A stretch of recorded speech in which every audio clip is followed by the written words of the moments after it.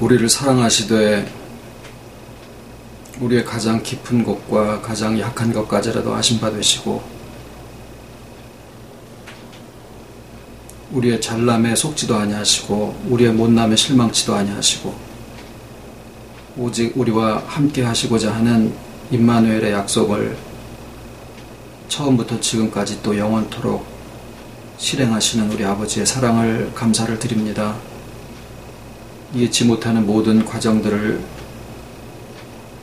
통과시키게 하실 때에도 결코 저희를 홀로 두지 아니하시고 광야에서 이스라엘을 놓지 아니하셨듯이 오늘도 저희를 아신 바 되신 가운데 두시고 결국 택하신 자녀를 아버지의 은혜의 장중에 붙드시는 아버지의 사랑을 또 이 시간에도 나눌 수 있게 해주심을 감사를 드립니다. 시작부터 끝까지의 모든 과정 속에 함께 하시고 지혜의 영을 더하셔서 깨달음이 풍성한 귀한 시간 되게 해주셨기를 예수님의 이름으로 기도드립니다. 아멘.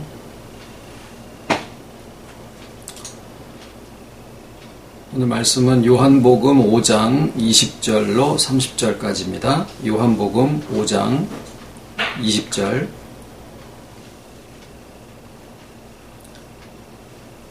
아버지께서 아들을 사랑하사 자기의 행하시는 것을 다 아들에게 보이시고 또 그보다 더 큰 일을 보이사 너희로 기이 여기게 하시리라. 아버지께서 죽은 자들을 일으켜 살리심같이 아들도 자기의 원하는 자들을 살리느니라. 아버지께서 아무도 심판하지 아니하시고 심판을 다 아들에게 맡기셨으니 이는 모든 사람으로 아버지를 공경하는 것 같이 아들을 공경하게 하려 하심이라. 아들을 공경치 아니하는 자는 그를 보내신 아버지를 공경치 아니하느니라. 내가 진실로 진실로 너희에게 이르노니 내 말을 듣고 또 나 보내신 이를 믿는 자는 영생을 얻었고 심판에 이르지 아니하나니 사망에서 생명으로 옮겼느니라. 진실로 진실로 너희에게 이르노니 죽은 자들이 하나님의 아들의 음성을 들을 때가 오나니 곧 이때라. 듣는 자는 살아나리라.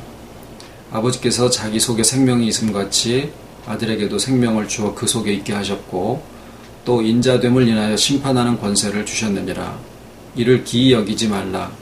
무덤 속에 있는 자가 다 그의 음성을 들을 때가 오나니 선한 일을 행한 자는 생명의 부활로 악한 일을 행한 자는 심판의 부활로 나오리라.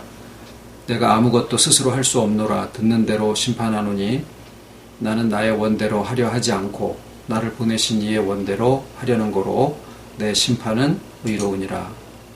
아멘.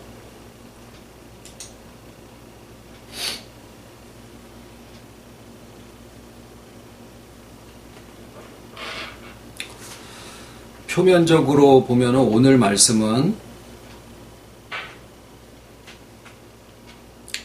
둘째 부활에 대한 것과 심판에 대한 것을 말씀을 하고 계십니다.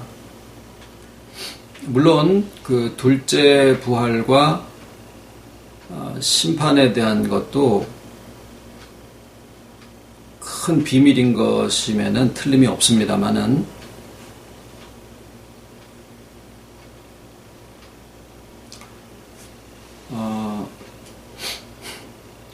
오늘 말씀에 표면적으로 언급된 내용 이면에 왜 우리 그런 말들 있죠. 그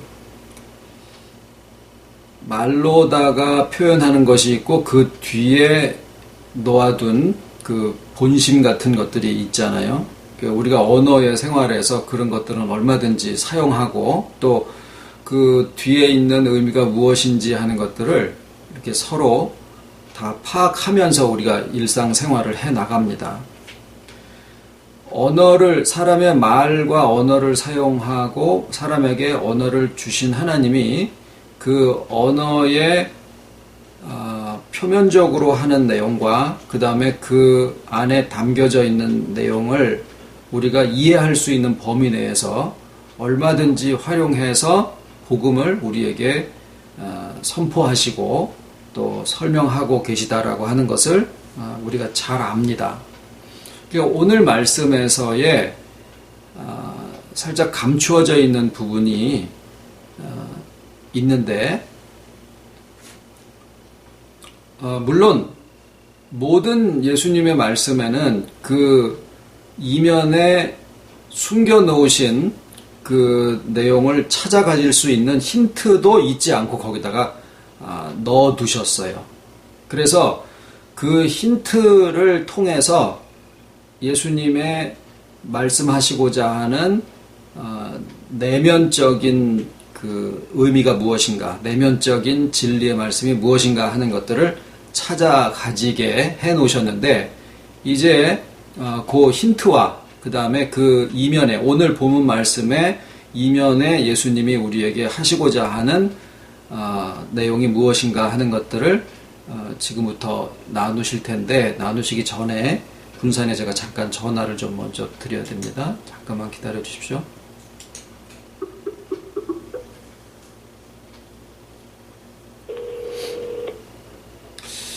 저도 스마트폰으로 접속을 해봤는데, 예, 받아 놓으십시오. 예. 스마트폰이 아직은 좀 저도 실행을 못 해봤습니다. 그래서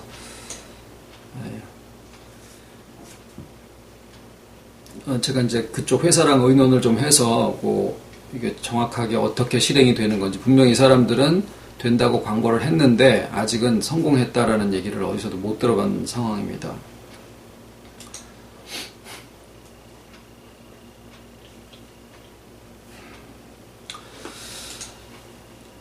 잘 아시다시피 성경은 하나님의 아들이신 예수 그리스도에 대한 증거를 하고 계세요. 그런데 하나님의 아들이신 예수 그리스도의 증거는 한마디로 하면 성육신의 복음이라고 할 수가 있습니다.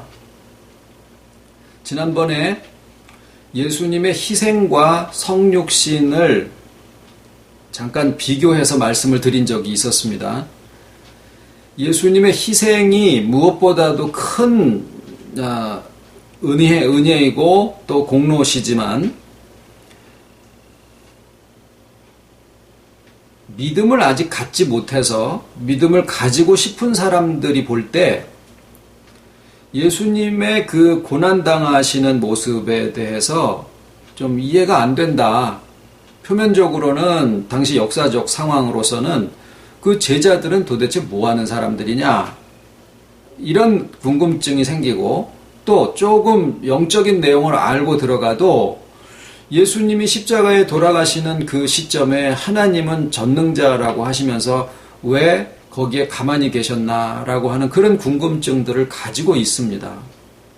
이제 우리는 믿음 안에 있는 사람들은 그 의미가 모든 인류의 죄를 사하기 위해서 하나님의 아들을 죽음에 내어 던져주신 바 되셨고, 이런 얘기들을 쭉 다 압니다마는 정서적으로 좀 받아들여지지 않는 부분이 분명히 있는 것은 사실이다라는 거예요.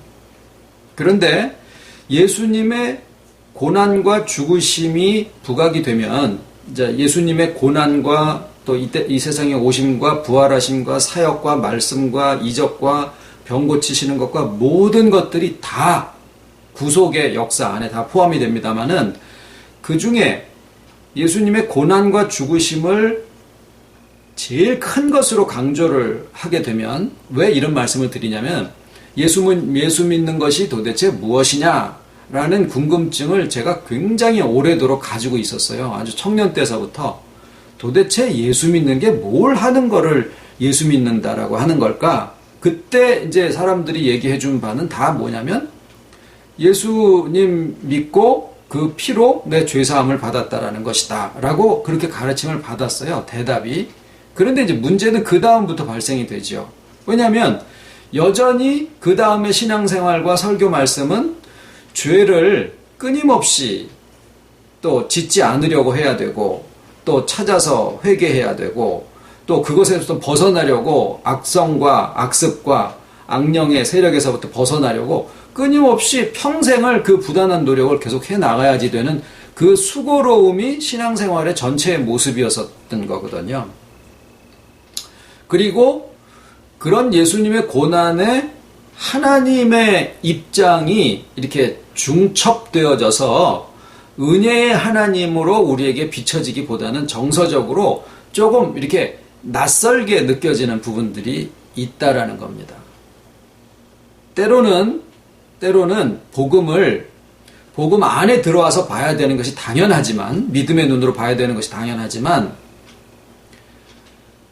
예수님이 이 땅에 오신 것은 예수님의 그 속성을 그대로 가지고 계시지만은 우리들과 하나 되어지고 같아지는 모습으로 이 땅에 오신 거거든요.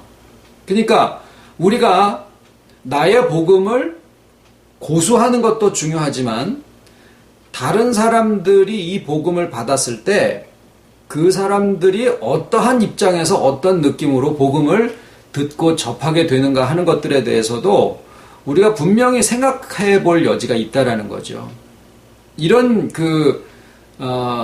마음이 없이 옛날 선교사들이 선교지에 나가서 복음을 전해야 되는데 자기네들의 입장과 자기네들의 문화를 전한 거예요. 그래가지고 거기에 있는 사람들의 문화를 다 말살을 해버리면서도 이것이 하나님의 뜻이다라고 생각을 하고 제국주의를 퍼뜨리는데 기독교의 진리를 거기에 이용을 한 아주 심각한 오류를 저지르게 된 결과죠. 그래서 예수님이 하나님과 별도로 너무 크신 희생을 하셨다, 이렇게 예수님을 부각시켜 드리는 것이 아니라 예수님의 하나님의 아들이신 예수 그리스도의 복음, 그럴 때 가장 중점적으로 우리가 받아야 되고 이해해야 될 복음은 무엇이냐면 성육신의 복음이에요. 그 안에 고난도 있고 부활도 있고 사역도 말씀도 모든 것들이 다 그 안에 있습니다. 왜냐하면 예수님이 독단적으로 오신 분이 아니시고 하나님이 우리와 함께 하신다라고 하는 그 임마누엘로서 이 땅에 오신 거기 때문에 우리는 예수님을 대할 때 누구를 대하는 거냐면 하나님 자체를 우리가 대하는 것이 바로 임마누엘의 성육신의 복음 안에 있는 참뜻입니다. 그런데 성육신의 복음은 근본적으로 반대쪽에는 하나님의 그 임재를 그 안에 포함하고 있고, 성육신의 복음 안에 하나님의 임재가 포함이 되어 있고, 이 다른 한쪽에는 또 하나의 비밀인 성육신의 복음의 다른 한쪽에는 또 하나의 비밀인 성육신의 대상이 거기에 포함이 되어 있어요. 네.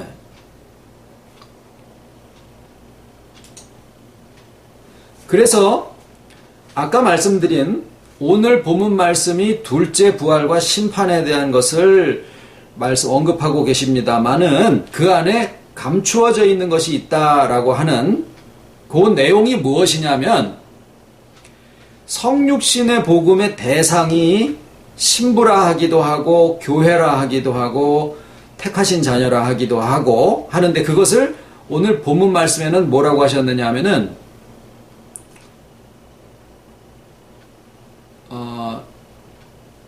내가 진실로 너에게 이르노니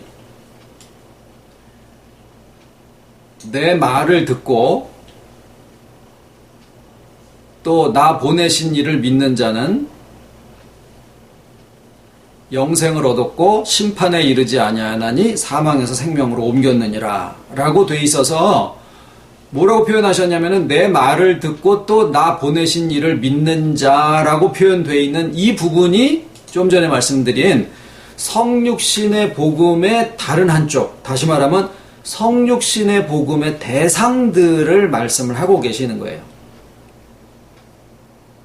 그러니까 성육신의 복음은 분명히 하나님의 아들이신 예수 그리스도를 말씀을 하고 계시지만 그 저쪽은 하나님이 계시고 이쪽에는 그 말씀을 받은, 다시 말하면 말씀이 곧 무엇이냐면 예수 그리스도의 모든 구속에 대한 것이 다 포함이 되고 결과적으로 그 예수 그리스도의 하신 일들을 우리가 덕보는 것이 아니라, 이 구분도 중요합니다. 예수 그리스도께서 하셔서 우리들한테 건네주신 어떤 결과를 우리가 덕을 보는 게 아니라, 예수 그리스도의 그 모든 구속의 과정을 다 통하셔서 예수 그리스도 자체가 부활하셔가지고 그 부활하신 주님이 우리와 직접 인격 대 인격으로 연합하신다라는 거예요. 그래서 우리가 가진 것은 예수 그리스도의 어떤 사역의 결과물을 얻어서 가지고 있는 것보다 예수 그리스도 자체가 우리의 분깃이 되고 우리의 연합의 대상이 되어지고 나의 생명이 되어지신다라는 사실입니다. 그런데 아까 말씀드린 힌트가 있다라고 말씀을 드렸죠. 오늘 말씀 중에 있는 힌트는 뭐냐면, 여기에 힌트라는 표현은 그러니까 이제 성경을 문맥이라고 하죠. 문맥을 통해서, 그러니까 말이 이렇게 쭉 내려오면은 하나의 내용을 말씀을 했으면은 그 다음에는 그 내용에 따라서 그 다음 내용들이 이렇게 자연스럽게 의미가 흘러내려가져야지 되잖아요. 그것을 문맥이라고 하는데, 오늘 말씀 중에서 그 문맥하고 조금 맞지 않는 그런 표현이 있어요. 그런 것들이 대개 그 안에 감추어 놓으신 부분을 이렇게 끄집어낼 수 있는 힌트로서 주어진 부분들입니다. 그래서 성경을 쭉 읽어 내려가실 때 이거는 조금 표현이 이상하다, 앞뒤가 좀 안 맞지 않나, 예를 들어서 주기도문을 이렇게 예배 시간마다 하실 때 우리가 우리에게 죄 지은 자를 사하여 준 것 같이 우리 죄를 사하여 주옵시고 라는 이 순서가 조금 바뀌어지지 않았습니까? 라는 이런 부분들과 같은 것들이에요. 그것도 일부러 그렇게 표현을 조금 비틀어서 해 놓으신 것으로 그 안에 담겨져 있는 것이 무엇일까 이렇게 찾아가지도록 이렇게 일부러 장치를 해 놓으신 건데, 오늘 본문 말씀에서의 장치와 힌트는 뭐냐면, 인자됨을 인하여 심판하는 권세를 주셨느니라 라는 말씀입니다. 인자됨을 인하여 심판하는 권세를 주셨느니라. 자, 여기에 다시 주의를 좀 환기시켜 드립니다. 모든 복음의 말씀은 하나님의 아들이신 예수 그리스도의 성육신을 증거하고 있다. 이 전제를 우리가 잊어버리시면 안 됩니다. 그것은 우리가 어디까지 갔다고 하더라도 모든 말씀의 딱 우리의 중심점은 하나님의 아들 예수 그리스도의 성육신, 그 복음의 중심을 우리가 놓치지 않는 범위 내에서 항상 어떤 것들을 이해하고 해석하는 그런 입장이 이렇게 지켜져야지 됩니다. 그런데 잘 아시다시피 하나님의 아들 예수 그리스도는 2000년 전에 사람으로 오시기 이전부터 이미 제2위이신 성자 하나님으로 계시던 분인 것을 우리가 잘 알고 있어요. 그런데 왜 아들이라는 그 칭호를 거기다가 붙이셨느냐 하면은, 여호와의 증인들은 예수님이 하나님의 아들이라고 하니까 하나님 아버지가 원인이 되시고 예수님은 원인으로부터 발생되어진 어떤 결과다. 그래서 만물이 있기 전에 예수 그리스도가 하나님으로부터 나음을 받은 첫 번째 창조물이다라는 이런 얘기를 하게 됩니다. 그래서 삼위일체를 부정을 하는 거예요. 그 사람들은 만물보다 먼저 나셨다라고 해서 예수님을 하나님의 피조물로서 해석을 해버리니까 삼위일체가 깨져버리는 거예요. 그런데 성부와 성자와 성령의 삼위께서는 네 가지의 그 비공유적 속성을 가지고 계세요. 그러니까 어떤 다른 존재하고도 공유하지 않으시고 하나님만 가지고 계시는 네 가지의 속성이 있는데, 첫 번째 자존성, 스스로 계시다라는 거죠. 이것을 우리가 확립하는 것도 굉장히 중요해요. 왜냐하면 하나님만 가지고 계시는 이 자존성 부분이 흐트러져 버리니까 사탄이도 스스로 있는 존재다라고 하는 그런 가르침에 귀를 기울이는 거예요. 그걸 사탄 선제설이라고 하는데, 그래서 창조가 있기 이전부터 수도 없이 많은 세월을 지내 내려오면서 하나님과 사탄이가 서로 세력을 균형을 맞추면서 서로 이렇게 해가지고 충돌을 하고 그렇게 해가지고 지구에 지금까지의 역사가 내려왔다라고 하는 전혀 복음적이지 않은 그런 이론들을 가르치고 그것을 솔깃해가지고 듣고 있는 교인들이 굉장히 많습니다. 하나님의 자존성은 결코 하나님 외에 어떤 존재하고도 공유되어지지 않는 하나님만의 유일한 속성입니다. 사탄은 스스로 있는 존재가 아니에요. 언제 우리가 이제 사탄의 기원에 대해서 좀 자세하게 설명을 드릴 날이 있겠습니다만은, 그리고 자존성이 있고 그 다음에 영원성, 불변성, 또 한 가지가 뭐죠? 영원성, 불변성, 자존성, 잠시만요.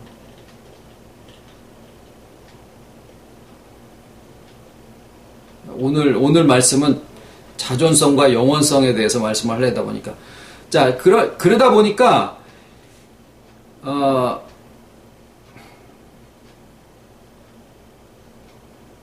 하나님만 가지고 계시는 이 네 가지 속성, 비공유적 속성 네 가지에 성부, 성자, 성령의 삼위께서 전혀 차이가 없으신 거예요.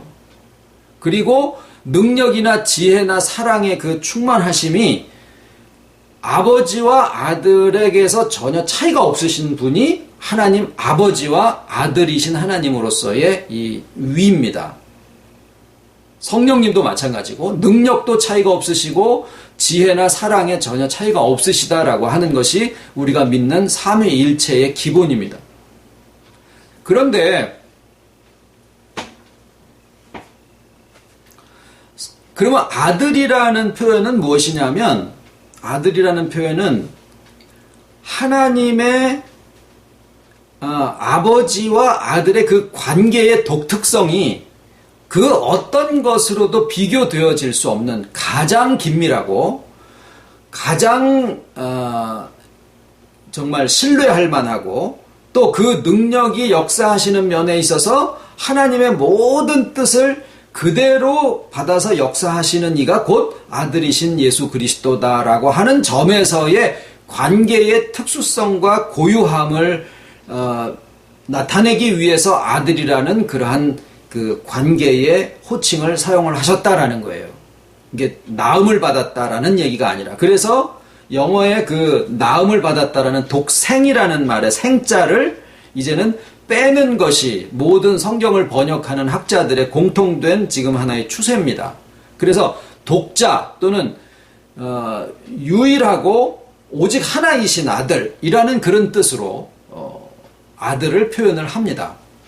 그런데 아들은 그러면 누구시냐면, 성경에 아들을 표현하시기를 이제 교회는 그의 몸이니 이렇게 말씀을 하시면서 아들을 만물 안에서 만물을 충만케 하시는 자의 충만이니라 이렇게 표현을 하거든요. 그러니까 이 아들이신 예수 그리스도는 본래 그 속성 자체가 만물 안에서 만물을 충만케 하시는 그런 역할이 바로 아들의 역할이었었던 거예요. 그러니까 그 속성을 이미 창조하시기 이전부터 가지고 계셨던 분이 아들이신 하나님이에요. 만물 안에서 만물을 충만케 하신다라고 하는 그 역할이 아들로서의 예수 그리스도의 그 속성이었었던 겁니다. 그래서 자꾸 예수님을 높은 보좌에서부터 이 낮고 낮은 인간 세계로 이렇게 뚝 떨어져서 내려왔다라는 그런 표현을 쓰고, 다시 그 예수님이 하늘의 보좌 위로 올라가서 높아지셨다라고 하니까, 우리가 내 안에서 예수님이 계셔야 되는데 하나님 보좌 우편으로 다시 높아지셨다라고 하니까 나는 여전히 낮은 데 있고 예수님은 높아지신 위치로 가버리신 이런 괴리감이 거기서 형성이 되어지고, 또 예수님이 자꾸 낮아지셨다라는 표현을 쓰다 보니까 뭔가 우리도 희생을 해야 되고 희생을 한 결과는 높아지는 거다라고 하는 희생의 목표가, 희생의 이유가 높아지기 위해서 희생한다라고 하는 뭔가 보상심리의 신앙의 형태를 가질 수밖에 없는 가르침이에요. 그래서 이런 것들이 하나님의 형상대로 우리가 지음을 받았기 때문에 하나님에 대한 것을 정확하게 아는 것이 내 자신의 신앙과 인격이 제대로 자리를 잡아지고 살아가게 되는 가장 중요한 그 내용이 되어진다라는 거예요. 예수님이 우리에게 오셔서 연합하시는 것이나 또는 예수님의 성육신은 높은 분이 낮아지시는 게 아니라 그 속성을 그대로 드러내신 것이다 라는 거예요. 그러니까 예수님의 희생을 강조하면 기독교가 은혜의 복음이 아니라 희생의 복음으로 탈바꿈이 되어져 버려요. 그러면은 그 순간에 자의가 기초가 돼가지고 결국에는 인간에게 있는 상승 욕구와 완전의 욕구가 거기에 짝짝꿍이 돼가지고는 높아져야지 되는 것이다 라고 생각하는 그러한 형태의 현재 우리가 보고 있는 것과 같은 기독교로 바꿔지게 됩니다. 그래서 처음에 순수하고 올바른 복음에서부터 출발을 하지만 어느 날 지나놓고 나서 보니까 그 교회들이, 그 복음들이 전부 다 인본주의적이고 자유주의적인 것으로 바꾸어져서 교회의 사이즈를 논하고 신앙의 어떤 성장을 높아지는 것으로다가 목표를 삼는 그러한 결과가 왜 생기는가 하는 것들을 지금 우리가 지혜롭고 현명한 눈으로 말씀을 통해서 지금 보고 있는 중인데, 그 시작이 뭐냐? 예수님에 대한 오해에서부터 시작된 것들이 많다라는 거예요.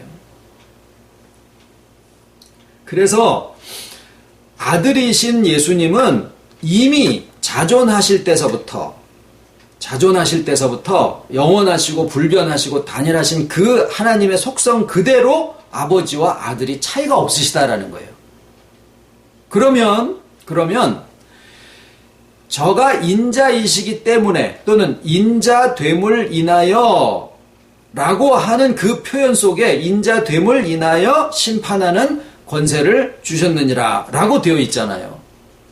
그러니까 거기에서 힌트가 뭐냐면은 아들이신 예수님은 이미 자존하신 하나님으로서 하나님과 아들의 능력이나 권세나 지혜나 모든 면에서 차이가 없으신 분이신데, 삼위일체신데 뭐 표현은 새삼스럽게 인자가 되심으로써 심판하는 권세를 주셨다라는 표현을 왜 쓰셨을까라는 것을 우리가 힌트로 잡아야 된다라는 거죠. 자, 그런데 아까 분명히 우리가 입장을, 어떤 이해의 그 중심을 놓치면 안 된다라고 하는 것이 뭐였습니까? 그것이 뭐였냐면, 모든 복음은, 모든 말씀은 하나님의 아들이신 예수 그리스도를 증거하고 계시는 것이다 라고 하는 것을 우리가 놓치면 안 된다라는 말씀을 드렸죠. 왜냐하면 하나님의 아들이신 예수 그리스도를 증거하는 것을 놓치게 되면 인자에 대한 해석이 어문 곳으로 갈 수밖에 없다라는 거예요. 이 구절로 인해서. 자, 그러면 인자됨을이라고 하는 그 표현 속에 담겨져 있는 복음적인 내용이 뭐냐? 성육신과 연합입니다.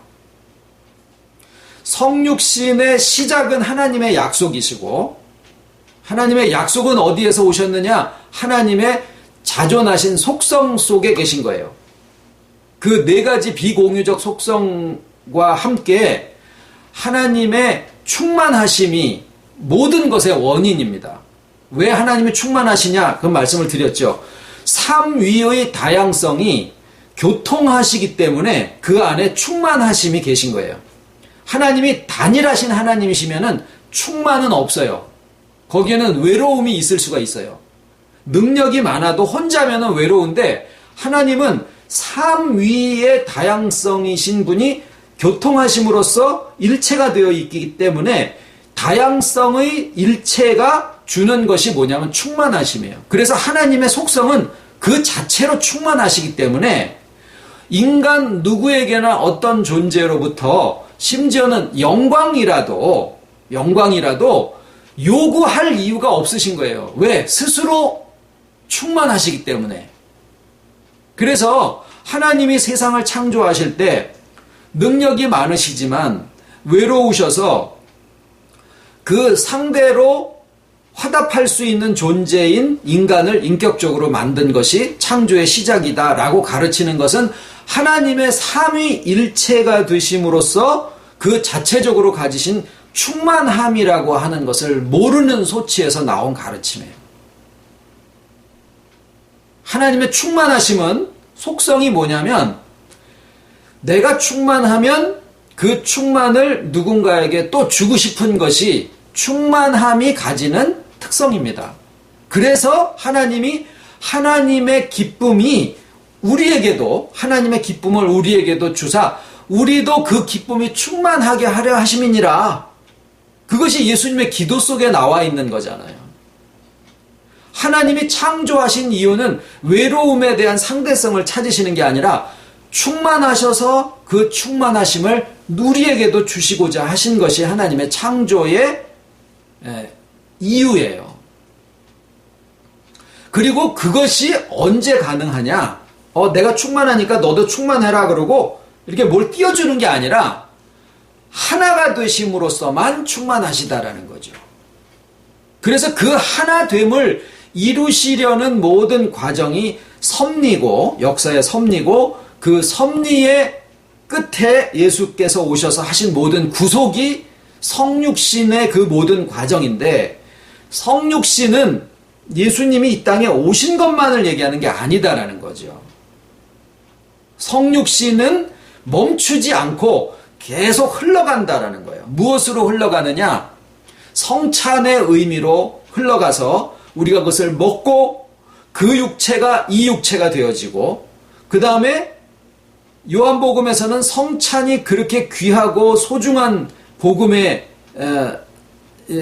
하나의 예식이지만 그 중요한 요한복음에는 성찬식을 싹 빼고 전혀 요한복음 전체에 그런 얘기를 안 하시고 성찬에 대한 얘기를 안 하시고 그 자리에 뭘 넣으셨느냐 하면 서로 발을 씻기우라라고 하는 것을 넣으신 거예요. 뭐냐면 예수 그리스도의 성육신은 그 연합이 나에게 이루어지면서 동시에 그게 이제 성찬의 의미고 동시에 발을 서로 씻겨주다라고 하는 서로 형제의 가장 고단한 것을 내가 이해하고 알아주고 또 발을 씻겨주고 하는 그러한 교통함이 우리에게서 성육신적인 신앙의 삶을 살게 되는 것이다 라는 얘기를 한 거예요. 내가 가진 복음이 우월하니까 너는 네 삶의 태도를 버리고 나의 삶의 모습을 그냥 무조건적으로 받아라. 이게 아니다라는 거예요. 성육신적인 복음은 너가 그 처지와 상황과 형편에 있는 것을 내가 안다 라고 그것을 이해하고 그 고단함을 위로해 주는 데서부터 성육신의 복음이 시작이 된다라는 얘기예요. 이것은 희생하고는 전혀 다른 얘기입니다. 여기 어디에 자의가 자리를 잡고 내 몫을 내놔라라고 요구할 수 있는 부분이 전혀 포함되어 있지 않다라는 거예요. 성육신은 하나님의 속성의 움직임이시고 예수 그리스도도 그 속성대로 움직이셨기 때문에 그냥 본성을 따라서 움직이신 거지 내가 이만큼 했으니까 이것을 알아달라든가 하나님이 나에게 무엇을 더 주셔야 된다든가 이런 것이 없다라는 거예요.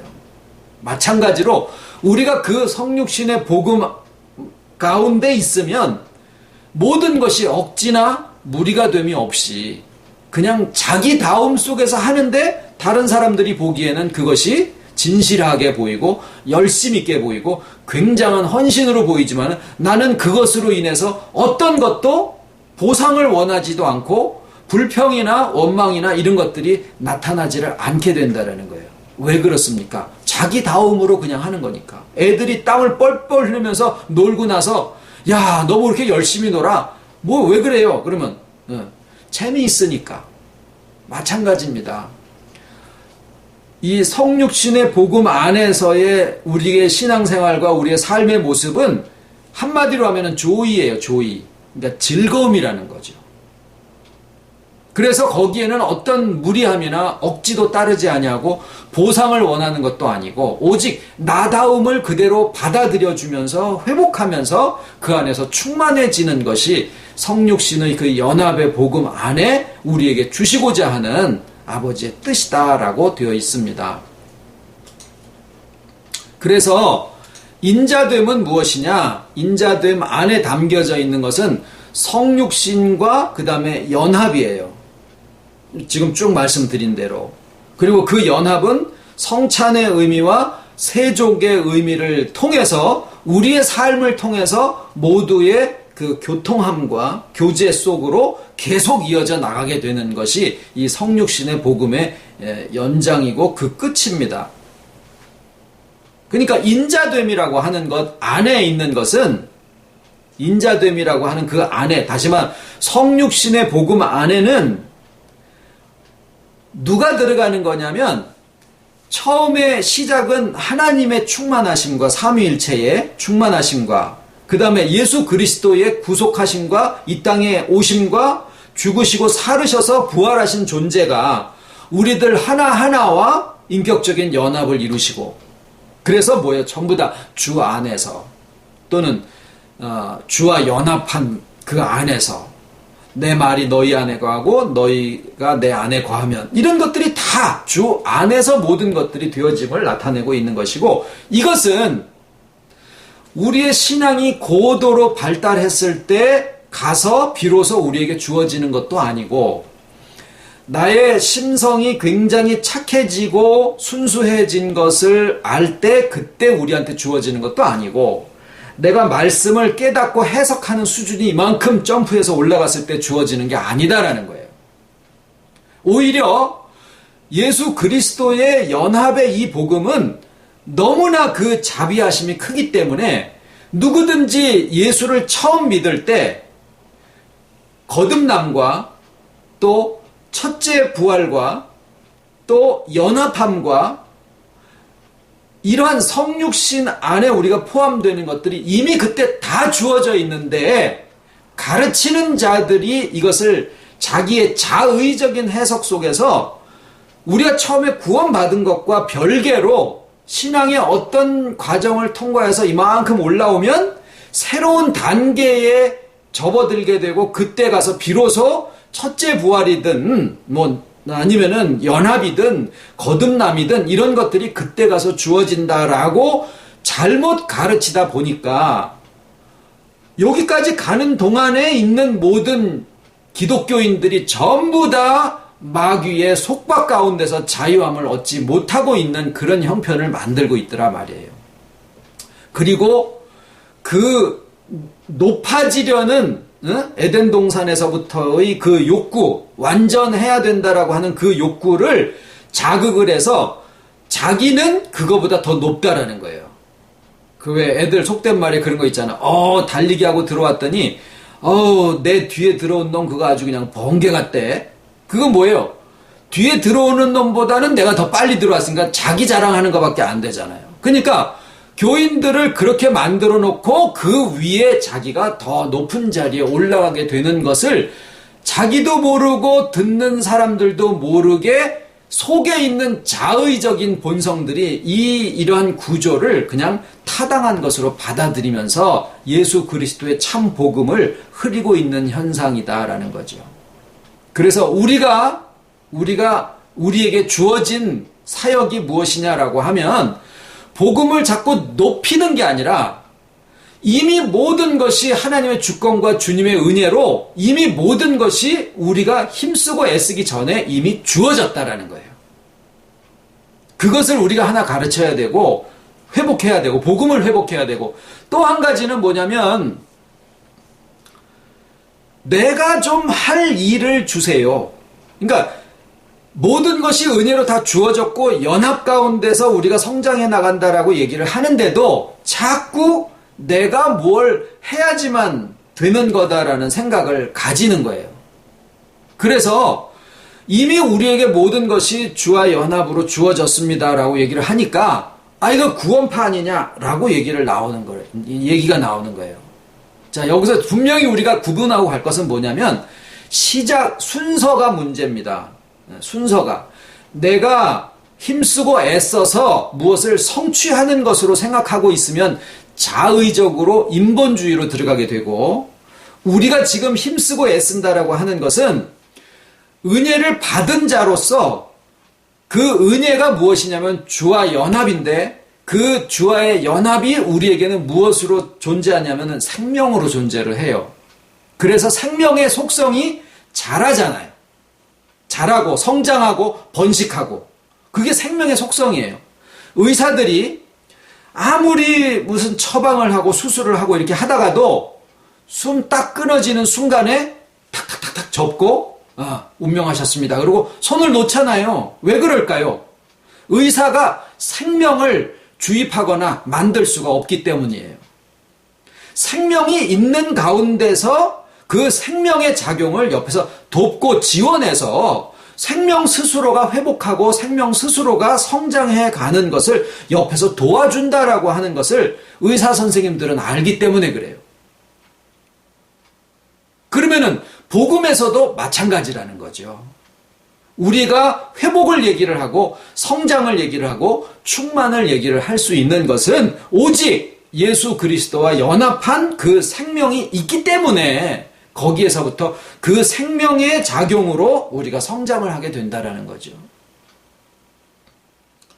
생명으로서 살아있는 사람이 또는 생명으로서 살아있는 모든 생명체가 이게 움직이고 그 충만해서 나타난 것을 보면은요, 어떤 화가가 그림을 그려도 그거 이상 그리지 못하고, 어떤 조각가가 아무리 그것을 잘 만들었어도 실제로 뛰고 있는 말의 힘살과 같은 그런 것을 조각해내지를 못해요. 가장 근사하게 상을 받고 예술작품이다라고 혼이 들어갔다라고 하면은 겨우 살아있는 실제 모습이랑 분간이 안 갈 정도로 흡사하게 만들었다라고 하면은 그것이 1등상을 받는 거예요. 우리의 신앙은 무엇입니까? 주와의 연합된 것을 인식하고, 내가 내 자신이 주와 연합한 인격체다라고 하는 것을 인식하고, 그 생명으로 우리가 성장해 가는데 그 생명이 가지고 있는 속성은 하나님의 삼위일체의 충만하심과 동일한 본질이다라는 거예요. 그래서 결국에는 그 충만을 이루고야 마시는 것이 하나님의 능력이 시작에서부터 오메가로 끝나는 데까지의 모든 섭리인데, 문제는 이게 획일적이지 않다라는 거예요. 획일적이지 않다라는 거예요. 사과는 사과로서 충만해지는 것이고 딸기는 딸기로서 충만해지는 거예요. 윤성식이가 이지원이지. 이지원이처럼 되어질 필요도 없는 것이고, 최연희 집사님이 예수님처럼 될 필요가 없다라는 겁니다. 예수님이 어떻게 하셨나라는 것을 궁구해서 그것을 흉내내는 것은 원숭이가 사람 노릇을 흉내내는 거랑 똑같은 거예요. 우리는 충만해져도 그것이 자기다움으로 충만해지는데, 자기다움이라는 것이 뭐냐? 주와 연합되어진 것이 실제의 나다움이다라는 거예요. 우리가 이제까지 50년을 살았습니까? 50년 동안 깨지고 찌그러지고 삐뚤어져서 왜곡되어져 있는 나를 나라고 생각하고 살아왔었던 것이 내가 가지고 있는 나에 대한 기억들이에요. 그것을 10년 만에 이사를 가려고 그러는데 창고에 있는 거 10년 동안 한 2번 쓰고 한 번도 있는지도 모르는 거 이사 가려고 그러니까 아이고 이거 여기 있네, 그러고서 또 버리지 못하고 끌고 가는 게 이삿짐인 것처럼 30년, 50년 살아오는 동안에 과거의 그 모든 기억들과 고생과 자랑, 그게 이미 지나가 버려서 사단에게 넘겨준 것인데도 불구하고 그게 자기인 줄 알고 그거 건드리면은 막 시퍼래가지고 화내고, 네가 나한테 그거를 건드릴 수가 있어? 그게 다 짐을 정리를 못하고 사는 인생들의 모습들이죠. 주 안에 연합되어져서 회복되어지는 거기에서 진정한 나의 참모습, 나다움을 우리가 회복할 수 있게 되고, 거기에는 내가 혼자 있는 게 아니라 주와 같이 있다라는 거예요. 그래서 은혜다라는 얘기를 하는 거죠. 그래서 오늘 말씀의 마지막은 부활을 얘기를 하면서 그 마지막에 심판을 얘기를 하십니다. 이 심판이 보통은 뭐냐면, 사단을 얘기할 때 요한계시록 20장 11절인가에 보면은 참소하는 자라고 표현을 하고 있어요. 사탄의 많은 이름 중에 참소하는 자, 하나님 앞에서 우리 형제들을 참소하는 자가, 이렇게 표현을 하고 있어요. 사탄이는 꼭 하나님의 법을 가지고 택하신 자들을 참소합니다.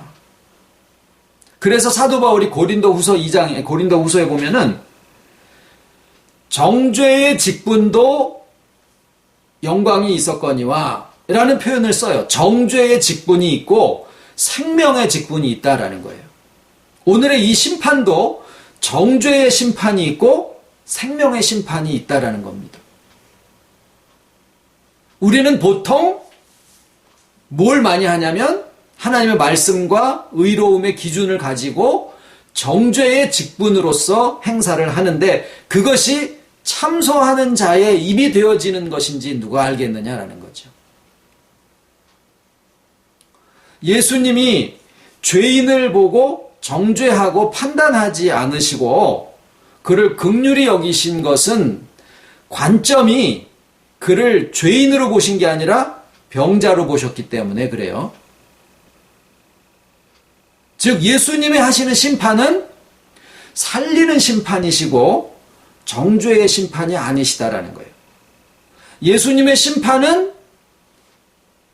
씨로 지금 머물러 있고 흙 속에 감추어져 있지만 이것이 장차 자라나서, 싹이 트고 자라나서 나무가 되고 잎사귀를 내서 모든 결실에 충실하게 될 것이다 라고 하는 것을 아시기 때문에 그를 지금 기다리시고 용서하시고 자비로 대하실 수 있다라는 거예요. 우리가 이제 서로가 서로를 대할 때 무엇으로 보겠느냐라는 거예요. 아유, 쟤는 뒀다 봐도 안 돼. 쟤는 과거에 저랬으니까 지금도 그런 애야. 이게 아니라, 아, 저 심령도 주와 연합되어져 있으면 회복된다. 회복되어진 저 사람의 모습은 얼마나 아름다울까를 생각한다라는 거죠. 그리고 나는 지금 그 형제의 가장 잘난 모습을 대하는 게 아니라 그 형제의 가장 고단한 모습을 가서 발을 씻겨줄 수 있는가라는 거예요. 그것이 우리가 성육신의 복음에 머물러 있는 것입니다.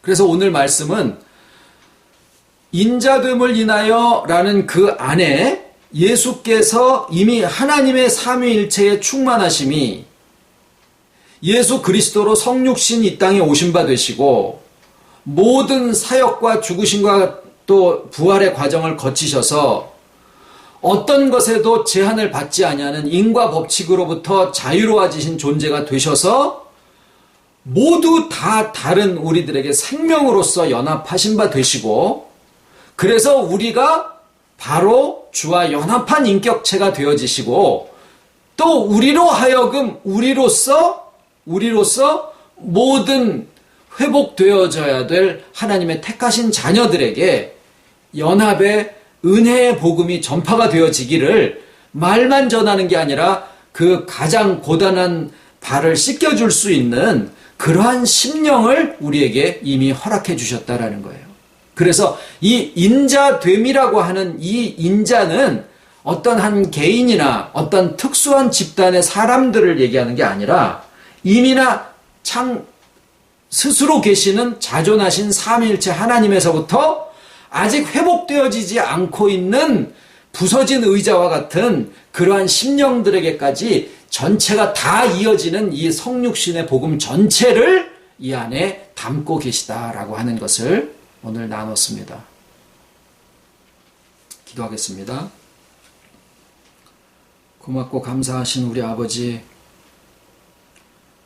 영원 전과 지금과 영원 후가 결코 다르지 아니하신 변함없으신 아버지의 그 충만하심과 그 사랑하심이 오늘 우리를 여기를 살아가고 있는 우리들에게 과거의 굴레에서부터 그 모든 짐에서부터 내려놓을 수 있게 하시고 미래의 모든 결정은 우리 아버지께 맡겨드릴 수 있는 믿음과 나 자신을 구박하고 정죄하지 아니하는 그 참된 용서와 또 아버지의 성육신의 복음의 그 회복의 믿음을 또한 저희들에게 허락하심을 아버지 감사를 드립니다.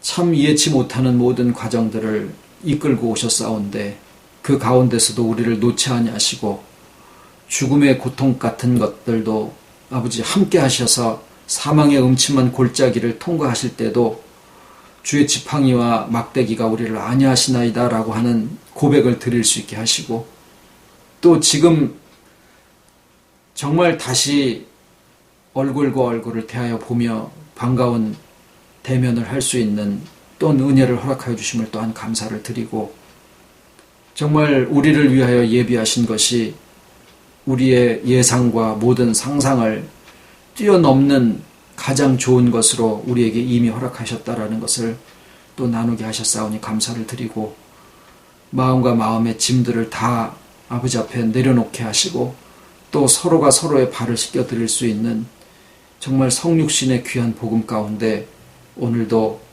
자라갈 수 있고 또 충만함 가운데 이끌어 주실 것을 감사를 드리와 모든 말씀을 예수님 이름으로 기도드립니다. 아멘.